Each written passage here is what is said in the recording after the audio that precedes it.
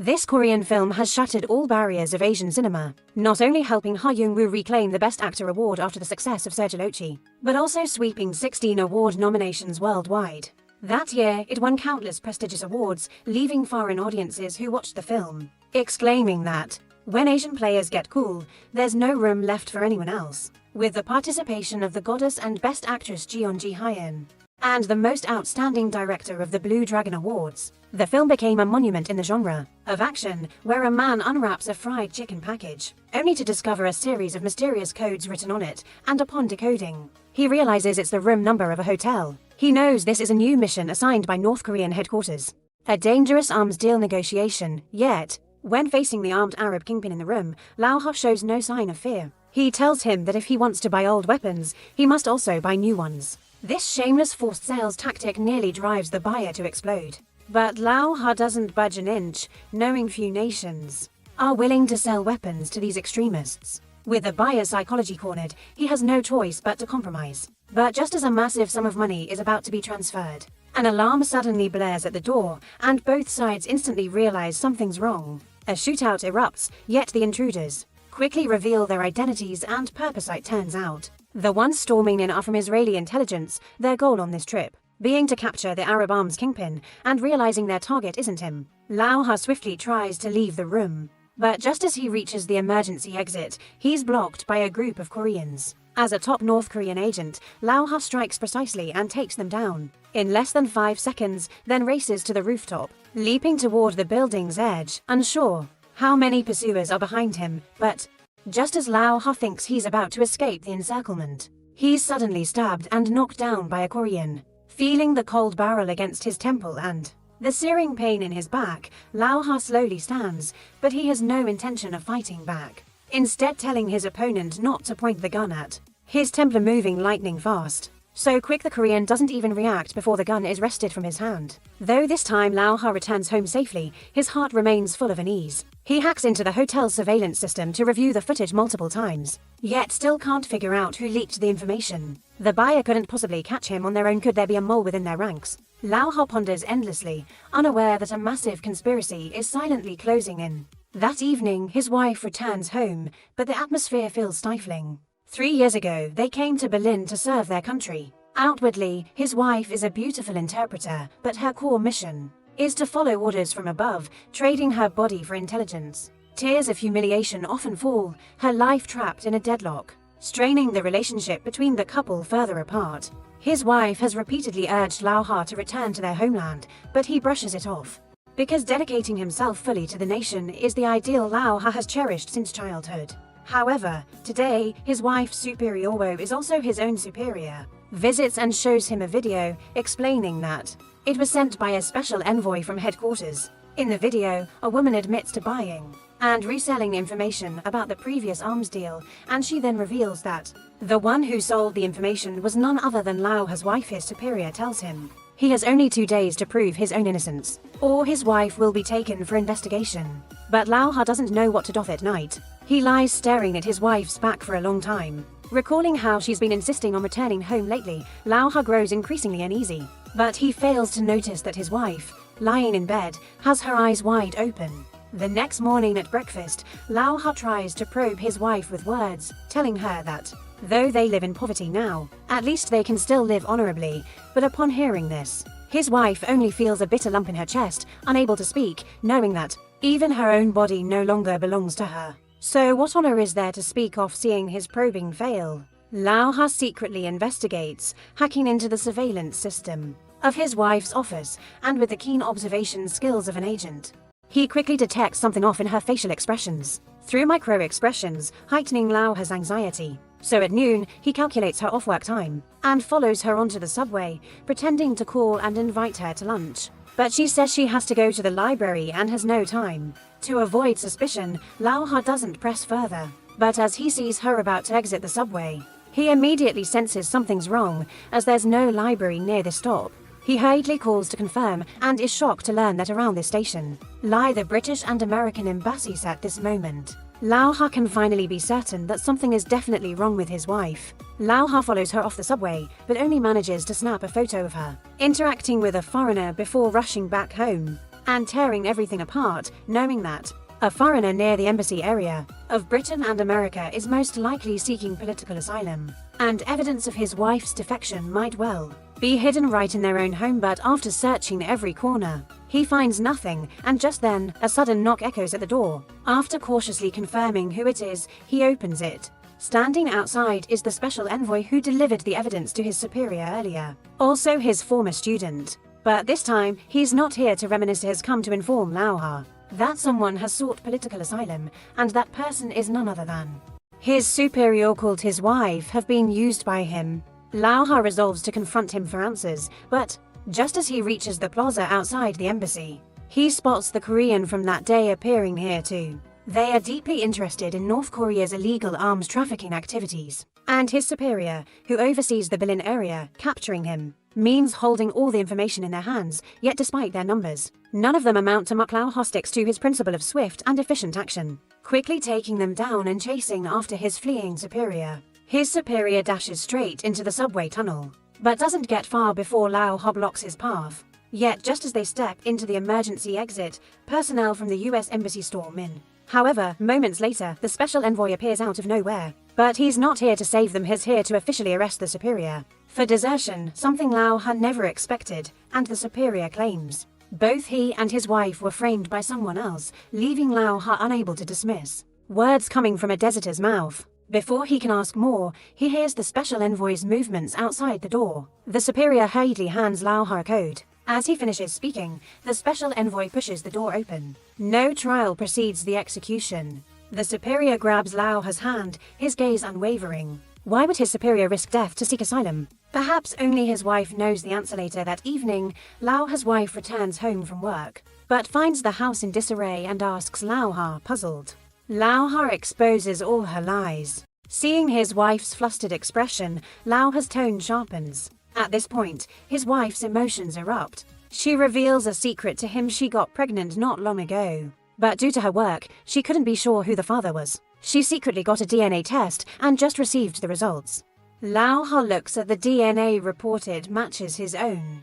Could what his superior said be true? But before he can process it, a call from the special envoy comes in. His wife overhears from the next room, but unexpectedly, the caller congratulates him, saying he'll receive a medal and return to his homeland tomorrow because headquarters approved his accusation. Hearing this, Lauha is stunned, says nothing as his wife listens. Then the special envoy tells him a team from the department will come to his house to search for evidence. Lauha hangs up, realizing headquarters is deliberately framing his wife. Though he doesn't know why, he doesn't hesitate to choose her over false honor, even if it means danger. He recalls when the special envoy visited his home the previous day, he picked up a pair of underwear from the floor and found a USB inside. It contained evidence to frame his wife, and he later discovered a listening device in the house. Clearly, this conspiracy was premeditated. Lauha rushes to the bathroom, signaling his wife to stay quiet, then writes bugged on the mirror before grabbing paper and pen, telling her he didn't report anything, it's a trap, they must flee now. Just then, the doorbell rings. It's the department's team arriving. Without a word, they barge into the bedroom, searching looking for this. Gunshots ring out as Lauha officially cuts ties with headquarters. He quickly packs, leading his wife downstairs. But the way is already blocked, forcing Lauha to turn back. He hands his wife his only gun, then opens the window. As the door lock is broken, he helps her climb out. Issue 156. This is the only way out, but the roof is not only very steep, and the old tiles crumble. His wife accidentally steps on a loose one, sending it falling. The small noise alerts the enemy. Lauha grows anxious, but now, dealing with them is the only option. Watching their shadows close in, he times his move. Unarmed, he relies on close combat to disarm them. But the enemy is clearly desperate too. Hand-to-hand blows deadlock the fight. Meanwhile, his wife outside the window faces danger. Luckily, there's an air conditioner nearby. She risks jumping onto it. It wobbles, nearly collapsing. With her last strength, she leaps to a small balcony beside it. Inside, the fight reaches its peak. A near-invincible chokehold from the ring proves less effective in real combat. But the enemy seems inexhaustible, and Lauha refuses to yield. Though neither side gains the upper hand, Lauha knows dragging this out means waiting for their reinforcements. He must escape fast, so he stops hesitating. Unexpectedly, though the enemy excels in close combat, their shooting skills are like tracing out lines on a body. At the critical moment, his wife on the balcony fires several precise shots, finally halting their firepower as shattered glass spreads. Toward Lao He he falls but is cushioned by power lines, saving him from death despite heavy impacts. Still, he feels his bones nearly breaking apart. But Lao Ha knows now isn't the time to rest after a quick cleanup. He leads his wife to a small hotel, locking the door first improvise 182, then uses books to block the handle and towels to seal the gaps. Only then does Lao Ha feel at ease. The couple looks at each other, but there's no joy of surviving. He knows their only way out is uncovering why his wife was framed, using the USB from the underwear and the code his superior left before dying. Lao Ha finally learns the truth. The special envoy's father, also his top leader, has been conducting illegal arms deals in Myanmar, amassing 40 billion in a secret account over years. But years ago, US intelligence traced this account. The leader had to transfer it to Berlin, temporarily under Lao Ha and his superior's watch, thinking it was public funds, planning to hand it to his son years later when things cool down. Oh, the time is ripe. They just needed an excuse to pin a crime and replace Lao Ha and his superior. Lao Ha never imagined he'd risk his life only to be a sacrificial pawn for power. Meanwhile, upon learning of Lao Ha's escape, the envoys immediately contact the Arab armed group, saying that their leader was betrayed by Lao Ha, and he even killed a few of their men before fleeing. Hearing of Lao Ha's escape, the Arabs don't hesitate, immediately mobilizing armed forces across the city, searching every location around the incident site one by one, and soon, someone locates the hotel where Lao Ha is staying. Following a loud noise from the door handle, the armed group gathers outside. Under heavy firepower, the room's door is easily destroyed. Lao Ha can only shield his wife, retreating to the bathroom. As bullets rain down, taking advantage of a pause in the shooting, Lao Ha holds up a shard of glass to observe, trying to pinpoint their positions for a counterattack, but what greets him is even fiercer suppressive fire. He holds his wife tightly, curling up in a corner. Lao Ha knows that even with 3 heads and 6 arms, escape is impossible this time. At this moment, the enemy issues a final warning, as their boss ordered them to take him alive. Lao Ha looks at his wife and her pregnant belly, his voice resolute. No matter what happens, the 3 of us will survive. Then he tosses his gun out, raising both hands as he steps out, only for the enemy to jab a gun into his back, leaving him no chance to escape it. Just then, the elevator doors open, and inside stands that Korean man. He's the key figure investigating South Korea's secret account. This time, he came to apprehend Lao Ha based on intel. But clearly, someone beat him to it, so he steps out of the elevator. Yet moments later, he reaches for his waist while Lao Ha, seizing the distraction of the others, begins looking for a chance to fight back. However, the enemy notices Lao Ha has grabbed a weapon.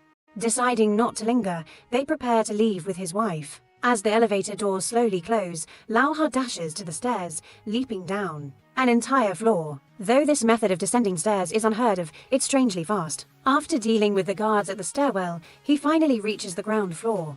But the armed group's vehicle is already starting. Lao Ha hurriedly aims at the tires, firing repeatedly. The bullets hit their mark, bursting the tires, but even so, the car still outpaces a person. Lao Ha decisively cuts through a side alley, and after a sprint, leaps again, just managing to grab the vehicle's edge. But the high speed makes it hard for Lao Ha to move. The driver even pulls out a gun, but thankfully his wife disrupts him from the back seat. Slowing the driver's aim, Lao Ha struggles to climb toward the driver's cabin. Unexpectedly, the driver swerves sharply. The massive centrifugal force makes it nearly impossible for Lao Ha to hold on. Another sharp turn, and Lao Ha can't endure it any longer. But luckily, he reacts quickly as he hits the ground, avoiding being run over by passing vehicle stands, still wanting to pursue. But the car is now a distant Dothelplace. Lao Ha collapses, thinking he wanted to protect his country, only to realize he couldn't even protect his family. Anger and despair intertwine in his heart. What's worse is the Korean catching up from behind. This time, the gun is aimed straight at his forehead. He won't let Lao Ha escape again. But Lao Ha has no intention of running out of options.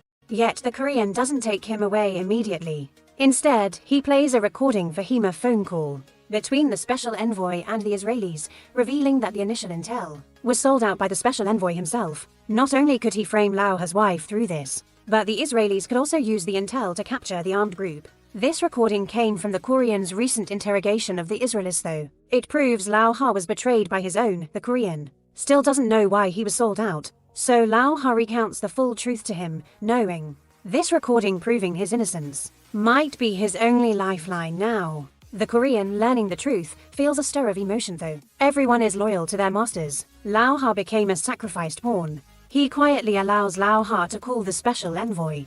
Since Lau Ha's wife is truly innocent, but facing his former mentor, the special envoy shows no mercy, directly threatening Lau Ha. If he doesn't reach the designated place on time, what awaits him will be a corpse. Hearing his wife's screams, Lau Ha's eyes turn bloodshot. This also solidifies his resolve, tells the Korean. If he helps rescue his wife, not only will he help find the secret account, but he'll also defect to South Korea. Korean looks at Lau Ha seriously. The secret account matters, but saving a compatriot in distress is perhaps what a human should do. Yet rescuing hostages with too many people often endangers them more. After carefully surveying the surroundings, they split tasks. Lau Ha heads alone to a small wooden house at the location, while the Korean hides in the shadows, awaiting the right moment.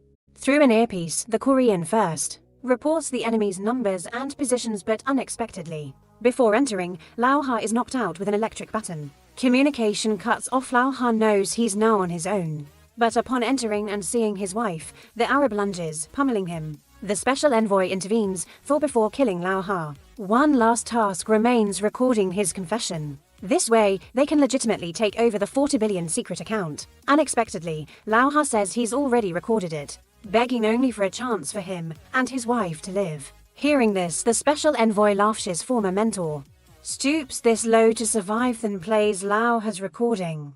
But partway through, it switches to the call. Between him and the Israeli special envoy's face drops. The Arab reacts instantly, realizing the special envoy betrayed them. As the recording continues, Lau Ha stares at his former student, teaching him one final, thorough lesson. He told you, your impulsive nature will lead to mistakes at critical moments. But the special envoy isn't willing to admit defeat so easily. Using skills Lau Ha taught him, he dodges a bullet, and the battle between them erupts. Lau Ha risks his life to protect his wife. Meanwhile, the Korean outside fires a stun grenade into the house, its blinding light momentarily robbing everyone of sight. Vision returns. Lau Ha hurriedly pulls his wife to a corner, watching the fight between the two sides drag on without a victor. Lau Ha shifts his gaze to the gas canister across the room. With that in mind, he immediately drags his wife toward the door. Under the Korean's covering fire, he reaches the door and shoots the gas canister. The house is completely destroyed, the massive shockwave hurling them outward. Though a few survive, the fierce explosion leaves them nearly unconscious. No one can aim properly. Fortunately, Lau Ha, a veteran of countless battles, recovers quickly, helping his wife up to escape. But amid the chaos, he's still hit by a bullet. Luckily, it misses vital areas. Seeing the surrounding vehicles destroyed, he can only lead his wife to flee desperately into the reeds. At this moment, the Korean providing cover is also unlucky enough to get shot. Lau Ha knows that if they can get deep into the reeds, they'll surely escape, but as they run, he notices his wife's pace slowing. Looking closely, he sees her clothes soaked with blood. With a gunshot wound like that, she clearly can't keep running. So he carries her, laying her on a relatively flat spot. He takes off his shirt to bandage her wounded wife. Seeing his own severe injury, weakly tells him with her last strength that only by leaving her can he survive. But Lau Ha refuses. Either way, he must deal with the special envoy first. Out of bullets, Lau Ha throws rocks in different directions, confusing the enemy about his position. This way, as he sneaks closer, he can pinpoint their location. But the special envoy has grown wiser, firing wildly at any sound. This quickly depletes his ammo, though. He still has a Desert Eagle with a 7-round magazine. This time, he empties it but doesn't reload in time. Lau Ha charges from the reeds, tackling him. Both guns, now empty, become their only melee weapons. Though Lau Ha bears a gunshot wound, a teacher remains a teacher. In the fierce fight, he doesn't falter, but the special envoy somehow learned Wing Chun, momentarily overwhelming Lau Ha. Lau Ha applies a triangle arm lock, but the envoy breaks it with a ground slam. Right after, the envoy pulls out a poisoned needle. But just as he's about to stab, Lau Ha counters. His real combat experience far exceeds his students. At the last moment, the special envoy finally begs for mercy, promising safe passage home if spared. Even if true. Lao Ha has no intention of letting him live within seconds. The special envoy dies in agony. Lao Ha rushes to his wife, finding the Korean there too. His wife is on the brink of death, tries to carry her home. But where is home amid the swaying reeds? Yet the wife on his back gradually stops breathing. All his desperate efforts end like this. Lao Ha holds her tight. Lithe first time this tough man cries aloud. Days later, he reveals the secret account to the Korean. But as the Korean hands it to his superiors, they say it and Lao Ha must be returned, as recently, South Korea and Russia have a joint project in North Korea, with the condition of returning the account, and Lao Haenli then does the Korean realize the duty he risked his life for was merely a bargaining chip for the elite's interests. After work, he puts Lao Ha in a car, but halfway, the Korean makes a significant decision. He tells Lao Ha to live in hiding forever, never thinking of lawsuits or revenge, just live like dust. It's the only way to survive, and this Korean proves honorable. But Lao Ha won't follow, calls his top leader. Living well now, think killing my son lets you off. You're not going anywhere and not just us hunting you. No need to find me. I'll come to your hurry, I'll make you beg me to kill you like a dog. Lao Ha finally sees the lifelong goal he pursued was just a beautiful dream woven by the powerful with lies. And with that dream shattered, he has nothing left to fear. A film's value lies in its fame. A review's value lies in its feelings. A story ends here today. Thanks for watching. What do you think of this film? Please comment below.